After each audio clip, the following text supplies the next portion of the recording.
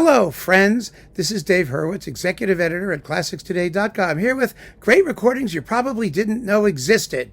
I mean, some of you do. I mean, crazy collectors like me know they exist. But this is really a fascinating niche in the repertoire. It is Beethoven's complete incidental music to Egmont, performed by the Vienna Philharmonic under George Szell, with Pilar Lorengar, soloist, and Klaus-Jürgen whatever his name is, Vussov, Sprecher, doing the Sprech. Now, you know, Szell's Beethoven, we talk about it endlessly, don't we? Because it's just phenomenally great. And it always has been, and people respect it tremendously. There were some recordings that he did not do for the CBS label or for the later, EMI, Capital Angel, whatever it was back in the day. He made some recordings for Universal, very, very few. You may recall there was like the Dvorak Cello Concerto with Pierre Fournier, I think, in the Berlin Phil. And there were a couple things for Decca, including the Tchaikovsky Fourth Symphony, which people talk about, the Brahms First Piano Concerto with Clifford Curzon, and this. This was recorded in 1969, so it was late. I mean, it was late in his life. It was toward the end of his life. He only had a year to live, with the Vienna Philharmonic, because the Vienna Philharmonic at that time was signed to Decca.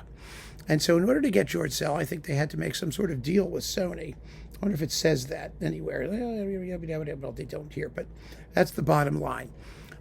All the rest of Szell's Beethoven is on those other labels, except for this single release, which is really fascinating because the Egmont music is Beethoven's largest incidental score. Incidental music, in case you're not familiar with it, is film music. It's music written to be played by the large theater orchestras of the day because, theaters had their own orchestras. They performed plays. They hired composers to write music to accompany the performance, to accompany incidents, stuff on stage, things that were happening.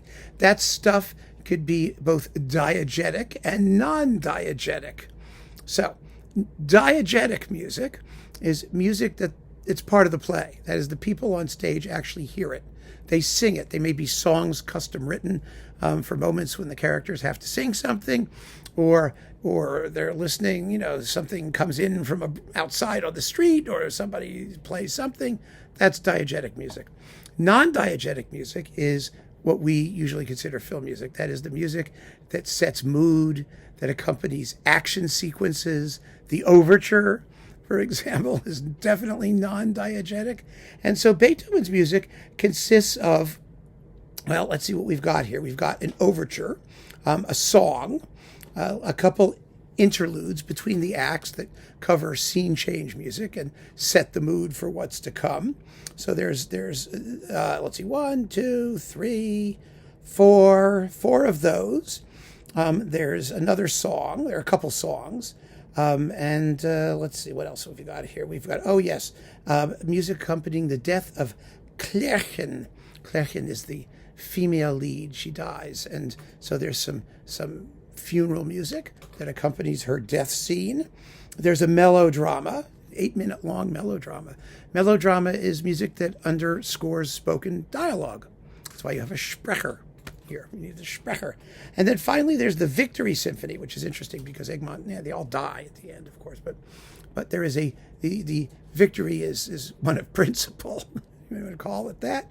A heroic striving, which may end in death or not. It doesn't matter because it's a victory anyway.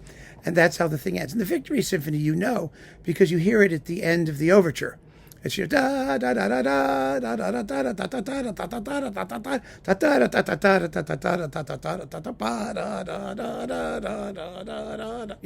It's that business. And so here we have it. Now, Szell was, amazing in this music, and it's an incredible performance. But for some reason, it was, sort of hidden in the Decca catalog. Most people aren't interested in complete recordings of the incidental music from Egmont anyway. And although it's lovely, I mean, the music is just wonderful and affecting and effective theatrically and all of those things. But it wasn't kept in print. For long swaths of time, it disappeared. And then it sort of reappeared once in a while and popped up on CD. And then now that, Szell is more famous than ever, you would think this would be readily available. I have no idea. This particular version is in the Decca Classic Sound edition. And that edition is long gone, but this may have been still kicking around, and it's probably pretty easy to find because it's definitely a remarkable recording and a fabulous little corner, a little broom closet in the Szell discography, but not an insignificant one. So if you didn't know it existed, here it is. And grab it because it's one of the great Beethoven recordings. Absolutely. No question about that. So keep on listening, friends. Thanks for joining me. Take care.